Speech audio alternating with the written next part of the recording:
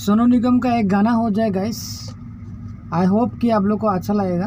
तो प्लीज़ इस गाने में ज़्यादा नहीं 200 लाइक्स मैं रखा हूँ और आशा करता हूँ कि आप लोग ज़रूर पूरा कर देंगे। और अच्छा लगा तो प्लीज़ कमेंट करके जाइएगा और चैनल को सब्सक्राइब कर दीजिए और जितना हो सके शेयर कर दीजिए गाइस।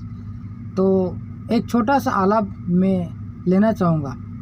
मेरे दिल में जगह खुदा की खाली थी, देखा वहाँ पे आज तेरा चेहरा है।